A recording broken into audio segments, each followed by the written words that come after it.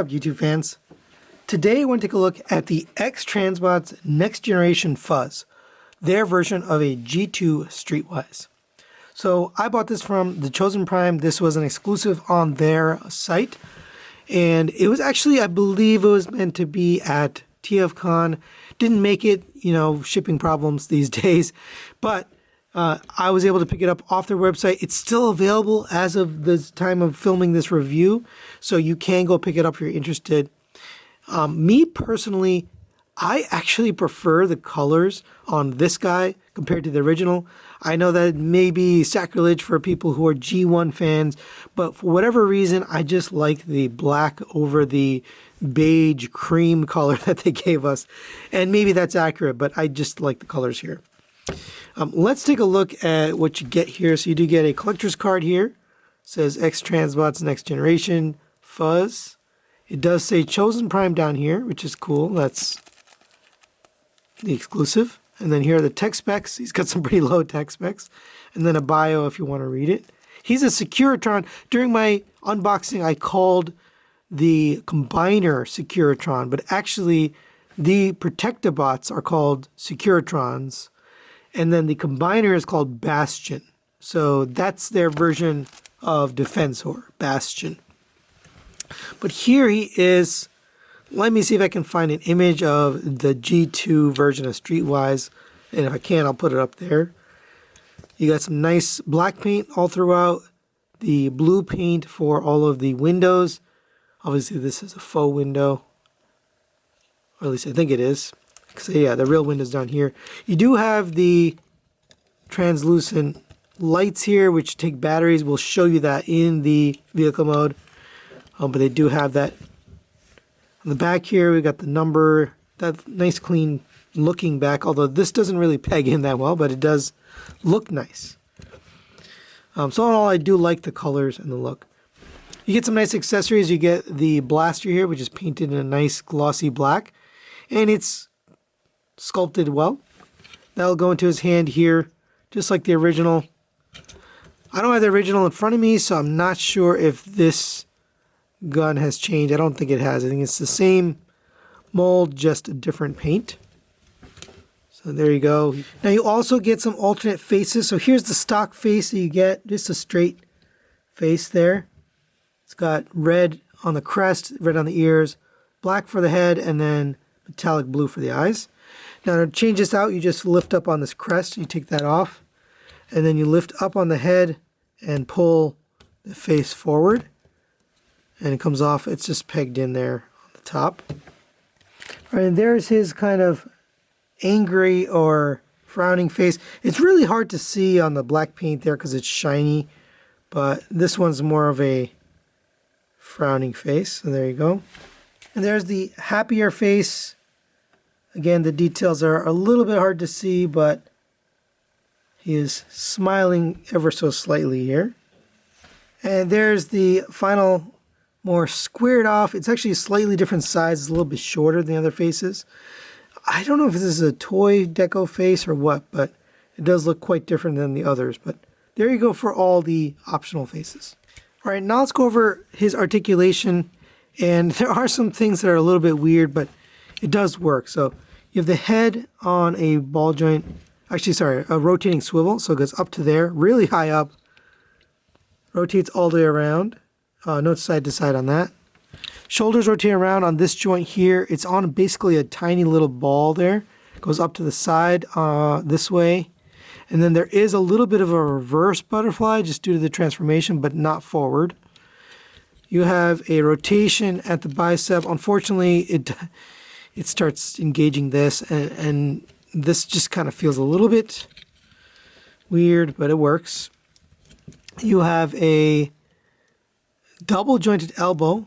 Gets you a little past 90 degrees, but not the full bend, just to the sculpt. You have a rotation at the wrist. Single pin for the hands. Unfortunately, this doesn't peg in all that secure. I mean, it's just the same as the original Fuzz, so if you didn't have a problem with that, you're not going to have a problem with this. But maybe the paint helps it hold a little bit better. But single pin for the hands. You have a rotation at the waist all the way around. Ab crunch gets you all the way down. It does actually peg in and lock in, so that's nice. On the backpack here, this is actually supposed to peg in to his back. I do find it's a little bit loose, but you can get it kind of stuck in there. You have hit skirts here that rotate out of the way. The legs rotate up to there, back to there, out to the side, all on friction. Rotation at the thigh, super duper tight. Not sure why. You have a double jointed knee, but unfortunately the bottom part of the knee is movable. The top part of the knee is so tight, I can't even move it. I mean, you heard one ratchet click there, but oh, there we go, I got it. So it's double jointed, but it's so tight. And maybe I should loosen that screw or something, but it is crazy tight. You have rotation at the ankles here. This is on a pin, so that pin's a little bit on the loose side, but you have back and forth on this ankle and side to side, so you can get some poses out of that. But there you go for articulation. And for size comparison, there it is next to the Transform Element Optimus Prime, the Mastermind Creations version of First Aid, and I think it fits in well. It is a little bit shorter than the Mastermind set, but it does fit in obviously with their own set of Protectobots, so I think it makes sense, but there you go for scale. Alright, now let's get this guy transformed into his vehicle mode, which I'm actually very excited about. Since we've already looked at this figure, we're not going to transform it on camera, so we'll get this transformed and be right back. And there we have him in vehicle mode, really quite good looking. Got that glossy blue paint for the glass. The black paint is more semi-gloss, or maybe not matte, but not gloss.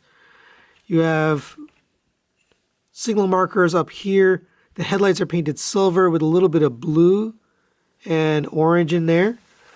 You've got nice painted wheels with rubber tires. These are very accurate to this vehicle, 300ZX. My dad had this car, so that's one of the reasons I wanted this, is I love this car. But these wheels are just spot on. Got the nice 911 logo there with the police symbol. Metallic blue and red for the police lights up there.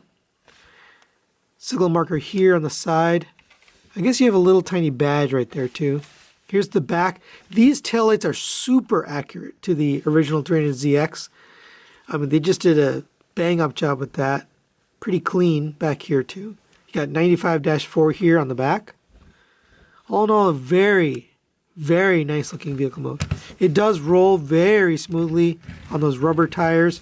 All the weight is back here, so you got die cast in the thighs and die cast in the feet. I forgot to mention that earlier. So that keeps it weighted in the back. You do have some features here, so you can open up the doors. And you've got seats inside there. Not sure you could fit anybody in there, but you have seats. And on this side, you actually have a seat and a steering wheel. So, pretty cool. Nice little interior. They even worked in a little inner door light, right? A puddle light there. That's pretty ingenious. But there you go. And you have the door handles there as well. Overall, some nice detail. You can store the gun. So here's the gun. If you actually just fold up this piece right here, there's a little circle right there. That's going to fit right on the two tabs right here. There we go. So there it is, stored underneath. Nice, neat little storage there. And for size comparison, there it is next to MP10 Optimus Prime and the Masterpiece Smokescreen, which is a 280 Datsun. So this is actually the successor. Nissan took over this design. Kind of cool just to see the progression here. You know, this was in the 90s, but really neat to see kind of the vehicle modes, but it does scale well and fits in well with the Masterpiece line. Final thoughts on the X-Transbots Next Generation Fuzz. Let's start with the positives. I think the paint job, especially in the alt mode, is beautiful. It looks really cool. The black with the contrasting light blue looks beautiful. I love the symbols all over, the details and accents, the wheels, the lights, everything looks good on this vehicle mode. Robot mode's not too bad either. I think it actually looks pretty good.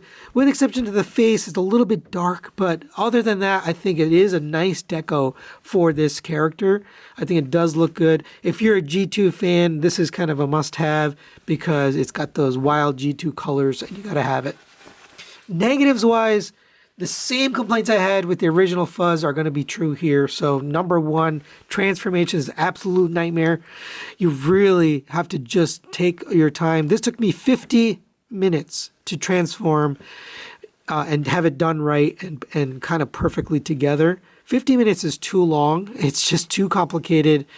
Honestly, it's the tolerances, right? The tolerances and the fitment and the fit and finish really make you struggle to get things together and perfectly fitted. Once you get it, it's beautiful, but getting there is just not fun. And so that's one of my negatives here. So if you're planning to display it in vehicle mode or in robot mode and leave it that way, I think it's going to be a nice addition to a G2 collection. So that's really it for today. Thanks for watching. We'll see you next time.